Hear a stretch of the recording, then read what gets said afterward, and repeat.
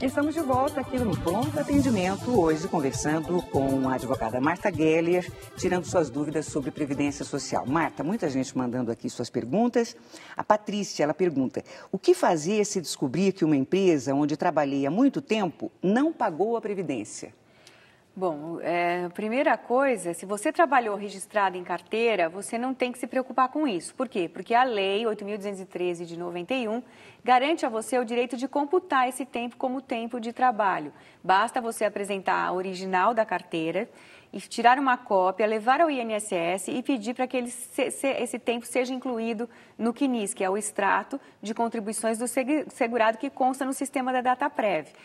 Feito isso, o INSS tem um prazo de 30 dias, prorrogáveis por mais 15, para incluir esse tempo no seu extrato. Se isso não acontecer, você pode estar ingressando na Justiça para que esse prazo seja incluído. Por quê? Porque a obrigação de fiscalizar as empresas e a arrecadação é do INSS e não do trabalhador que teve essa retenção na fonte, porque a contribuição ela é descontada no holerite do trabalhador. Então, se o empregador ficou com esse dinheiro e não pagou a contribuição, não repassou a contribuição para os cofres públicos, é um problema da Receita e não do trabalhador. Portanto, a questão está pacificada na Justiça, você pode procurar qualquer juizado especial federal mais próximo da sua residência, trata-se de uma obrigação de fazer e o INSS é sim obrigado a reconhecer esse tempo como tempo de contribuição. Carol Carvalho escreve, sou gestante de 3 meses e profissional liberal. Se eu começar a pagar a Previdência agora, eu vou ter direito à licença maternidade? Ah, Madi, muito boa a sua pergunta. Isso tem que ser planejado. A maternidade, ela não pode, você não pode, claro, acontece, né, de você não estar planejando e ficar grávida. Mas, para o contribuinte individual, né, o autônomo que trabalha por conta própria, ele tem, primeiro é obrigado a contribuir, né? Se ela provar que ela, primeiro ela tem que estar inscrita na Previdência. Se ela provar que ela tinha uma atividade remunerada, ela pode estar contribuindo os atrasados para poder fazer jus a esse benefício previdenciário que é o salário maternidade. Por quê, Madi? Porque existe uma coisa que se chama carência. Carência é o tempo mínimo que o segurado, o trabalhador, tem que pagar para obter o benefício. No caso do salário maternidade, para o autônomo, são 10 meses. Então, ela teria que ter 10 meses de contribuição quando for requerer o benefício. E ela não vai conseguir isso, a não ser que ela faça isso que a gente falou. Prove uma atividade remunerada, já tem inscrição anterior na Previdência e aí recolhe os atrasados. Caso contrário, não vai ter direito. Muito bem. A Michele Clemente pergunta, minha mãe tem 60 anos e apenas 5 de contribuição. Ainda é possível ela se aposentar? Então, se ela já tem esse patrimônio de 5 anos, ela tem que contribuir mais 10 anos, Madi, porque ela começou a trabalhar, ela começou a contribuir muito tarde. Mas como ela tem esse patrimônio, ela não perde essas contribuições, deve continuar contribuindo mais 10 anos e você vai falar, mas aí ela vai ter, ela tem 60 hoje, né? Ela vai ter 70 anos só, quando ela completar essa carência de 15 anos que a lei exige para a aposentadoria por idade. Mas, se ela fica doente no meio do caminho, ela pode requerer um benefício. Enfim, ela vai estar protegida e a sobrevida hoje da mulher brasileira, ela extrapola essa idade. Então, a gente aconselha, ela pode fazer essa contribuição. Se for uma família de baixa renda, se inscrever como família de baixa renda e pagar 5% do salário mínimo. E, caso contrário, 20% do mínimo para poder gozar desses benefícios que a Previdência oferece. O Roberto Zafra escreve, eu tenho 41 anos, trabalho há 20 anos de vigilante patrimonial, desde outubro de 91. Gostaria de saber como vai ser a contagem. Eu sempre trabalhei portando arma. Existe algum tipo de acréscimo nessa contagem? Então, até 97, ele vai conseguir sim o direito, porque o vigilante que porta a arma, ele tem que provar que tem o porte de arma, que tem o curso de vigilante patrimonial, e até 97 a lei garante essa conversão. Para o homem vigilante do sexo masculino é 40% a mais de tempo, então 10 anos viram 14. Para a mulher que trabalhou portando arma, geralmente tem menos mulher nessa condição, mas há também mulheres vigilantes patrimoniais e elas têm direito a 20% a mais do tempo. Então, para elas, 10 anos viram 12 anos. Então, até 97 é garantido esse direito, sim. Basta você provar que teve essa atividade com registro em carteira, com o curso de vigilante e o porte de arma.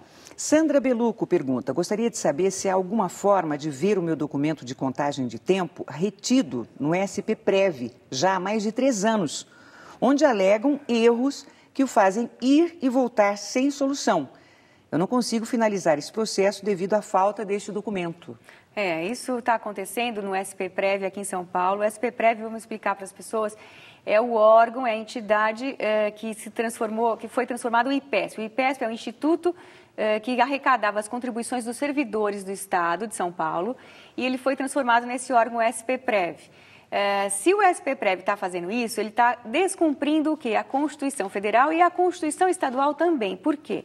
Porque todos têm direito de petição, de acesso aos seus dados nos órgãos públicos. Então, se isso está acontecendo, isso tem que ser denunciado ao Ministério Público do Estado. Ele pode estar fazendo isso pessoalmente ou pelo site, é o www.mpsp.gov.br. E é importante porque o Ministério Público tem esse dever de fazer cumprir as leis e a Constituição. E ele pode também entrar com mandado de segurança, porque é uma ilegalidade, para conseguir uma liminar pela negativa de acesso a esses dados. Dá trabalho, porque ele vai ter que contratar um advogado, vai ter que... Enfim, mas ele tem esse direito sim. E pode, se ele houver um dano patrimonial para ele, ainda pedir uma indenização, que ninguém fica muito animado, né, Madi? Porque o Estado não paga os precatórios. Mas vai pagar sim. A gente está fazendo uma força lá na OAB, as entidades todas estão se unindo, o próprio Conselho Nacional de Justiça está intervindo aqui no governo do Estado para fazer com que os pagamentos dos precatórios estaduais, inclusive do Estado de São Paulo, sejam pagos. Olha, muita gente escrevendo, viu? Carlos Eduardo Madalena, ele escreve, tenho 59 anos, contribuí durante 18 anos e deixei de recolher há cerca de 20 anos. Como devo fazer daqui para frente para me aposentar com 65 anos? Então, ele já tem o patrimônio mínimo, que é a carência que a gente falou, que é esse tempo que a pessoa tem que pagar contribuições para poder usufruir do benefício. Então, se ele já tem a carência, se ele não fizer nada, quando ele completar os 65 anos, ele já pode ir lá no qualquer agência da Previdência buscar o benefício. Só que ele tem que ver que o período que vai ser computado como período básico de cálculo, que a gente chama, que é o período que vão pegar as contribuições para fazer essa média que a gente falou, é de julho de 94 até a data em que ele completar os 65 anos. Se tiverem muitos buracos de contribuição faltando, o que vai acontecer, Madi? O benefício dele vai ser de um salário mínimo. Então, ainda dá tempo dele fazer uma simulação no site da Dataprev também, pegando os extratos lá no INSS, para verificar se não é o caso dele começar a fazer contribuições agora, dependendo da situação, de um valor melhor, para poder melhorar esse benefício futuro. Mas a carência mínima ele já tem. Luísa Santos tem 50 anos e é consultora de informática, mora em São Paulo. Ela estava com 22 anos de contribuição previdenciária quando teve um diagnóstico de câncer de mama. Ficou 3 meses em licença médica, quando passou a receber 40% do valor do salário. Ela voltou a trabalhar normalmente, mas o médico que a atende sugeriu a ela que pedisse aposentadoria por invalidez. Bom, ela quer saber se, ao se aposentar, ela receberia somente 40% do salário. Pois é, isso está com cara, Madi, de que o benefício, o salário dela, ela deve receber por fora. É o que a gente chama de fraude à lei trabalhista. Por quê? Porque o salário maternidade, ele corresponde à totalidade, é o único benefício que pode ser, inclusive, acima do teto. Ele pode ser pago acima do teto. Por quê? Porque ele corresponde à totalidade da remuneração da trabalhadora mulher que está nessa condição, se afastando para cuidar do seu filho. Então, no caso, ela deve verificar se não é caso, se realmente ela vai se aposentar, depois ela recebe o benefício que está constando na carteira dela, conforme o cálculo que vai ser feito com base na remuneração que ela tem, e depois ela entraria com uma ação trabalhista contra o empregador para poder estar exigindo do empregador o recolhimento dessas contribuições que estão faltando aí, do valor que ela recebeu por fora, porque isso é fraude à lei. Mara Pascoal, aqui da capital paulista, tem 49 anos. Gostaria de saber se é possível recuperar os 2 anos e 7 meses de estágio que deixei de contribuir com a Previdência. Eu trabalhei 5 anos e 11 meses pela CLT, fiz os 2 anos e 7 meses de estágio e hoje já tenho mais 22 anos de contribuição, também pela CLT. Portanto, são praticamente 28 anos de contribuição, não é isso? É isso mesmo. O estágio, dependendo da data em que ela fez esse estágio e se houve remuneração no estágio, o estágio tem que ter sido remunerado. Se for um estágio sem remuneração, ela não vai conseguir computar esse tempo como tempo de contribuição. E dependendo da data em que ela prestou esse serviço como estagiária, com remuneração, ela pode sim, desde que prove isso, requerer a indenização dessas contribuições perante o INSS. É uma questão matemática, leve a documentação em qualquer agência da Previdência ou faça a simulação pelo próprio site. O site da Previdência, ele permite que o segurado faça essas simulações do próprio computador. Então, basta entrar no www.previdenciasocial.gov.br e colocar lá, simulação de recolhimentos de contribuições atrasadas. E aí vai ser gerado um valor. Isso não significa que ela está confessando uma dívida, é apenas uma simulação. Ela pode estar fazendo isso pelo site. Arari Moreira Souza gostaria de saber se servem como comprovantes para a aposentadoria especial o holerite e os registros na carteira de trabalho. É que a empresa onde eu trabalhava faliu. Eu preciso tirar o SB40. Como eu faço? Mas, Marta, o que é exatamente o SB40? Então, o SB40 é um formulário que hoje ele não existe mais. Hoje ele foi substituído pelo PPP, que é o Perfil Profissiográfico Profissional, né? O legislador tem essa mania de colocar esses nomes complicados nos formulários, mas ele é um formulário bem completo que existe hoje e que consta todo o histórico do trabalhador, desde quando ele começou na empresa, todas as atividades que ele exerceu naquela empresa. Então, as pessoas às vezes ficam uma vida numa empresa só. Então, lá vai constar todos os períodos e quando houve mudança de atividade, se houve exposição a algum agente insalubre, agente biológico, físico, químico. Então, esse documento, ele é exigido mais quando há exposição, né? A finalidade dele, ele surgiu na lei exatamente para permitir esse acréscimo de 40% do tempo para o homem e 20% do tempo para a mulher. No caso da nossa telespectadora, ela quer saber como fazer para conseguir esse documento de uma empresa que já não existe mais. Isso mesmo. Na verdade, se essa atividade dela estiver na carteira de trabalho anotada e a legislação até 97, existem uns quadros de profissões, por exemplo, a enfermeira, ela tem esse direito, a médica, a dentista, auxiliar de laboratório, pessoas que trabalham em outras atividades, mas dentro de hospitais, né? Então, elas estão expostas a agentes biológicos, agentes físicos, às vezes radiação, né? O técnico de raio-x, por exemplo. Então, se isso tudo estiver anotado na carteira, nos olerites, ela vai ter condição de estar buscando essa prova, né? Todas as provas são admitidas em direito, as provas lícitas. Então, toda documentação que ela tiver que prove exposição a algum agente físico, né? Que é físico, o que é? É frio, calor, então pessoas que trabalharam frigoríficos, essas coisas. Ruídos, né? Agentes químicos, então produtos químicos, substâncias químicas, todas aquelas da tabela periódica que a gente estudou no colégio. Então, qualquer uma daquelas substâncias que você tenha sido exposto, então se você tem uma prova de que foi exposto a isso, também serve de prova. E biológicos, né? Sangue, saliva, enfim, urina, pessoas que trabalham, até o atendente do laboratório que recebe o material que foi colhido.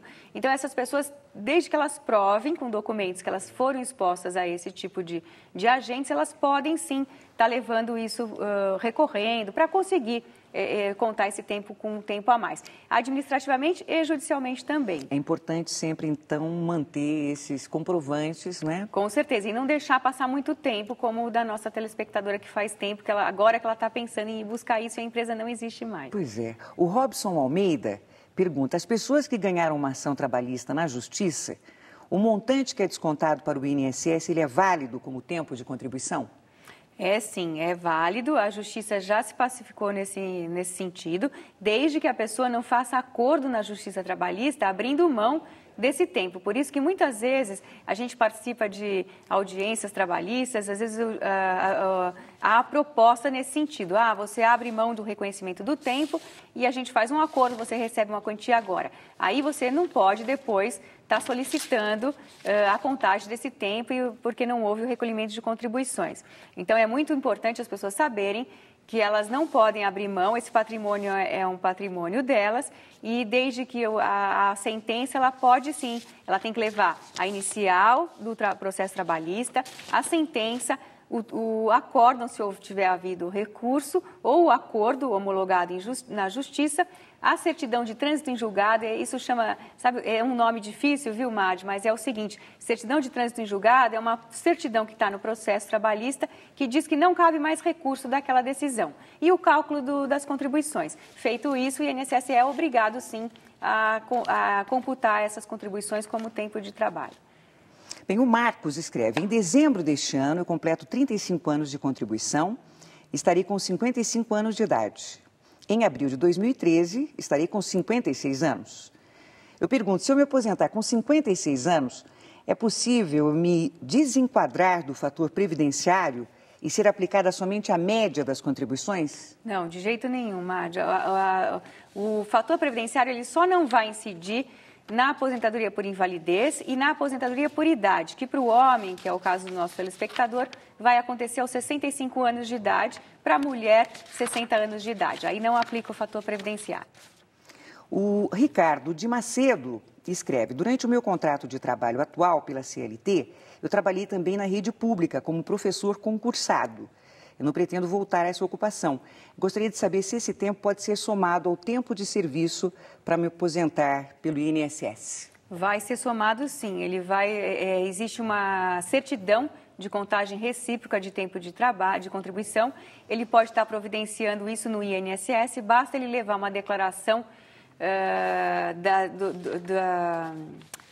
uma declaração, de uma certidão mesmo, ele vai providenciar, na verdade ele está no INSS, né? Eu estou trocando as bolas, ele está no INSS, ele pede na Secretaria da Educação uma certidão do tempo que ele trabalhou lá, leva esse tempo para o INSS e o INSS vai averbar esse tempo como tempo de contribuição e ele vai usar esse tempo para se aposentar. Marta Geller, muito obrigada por sua presença. Eu agradeço a presença da advogada previdenciária Marta Geller aqui na estreia do Pronto Atendimento Matinal. Agora nós vamos ter, a partir das 8 da manhã, outro tema de grande interesse. Amanhã, educação financeira. Isso mesmo, se você tem problemas com dívidas, e quer saber como negociar débitos com bancos e lojas, dívidas com financiamentos ou gostaria de uma explicação sobre investimentos, enfim, um consultor financeiro estará aqui para ajudar o público a proteger o rico dinheirinho. Desde já, mande a sua pergunta. Até amanhã. Obrigada por sua participação no Pronto Atendimento.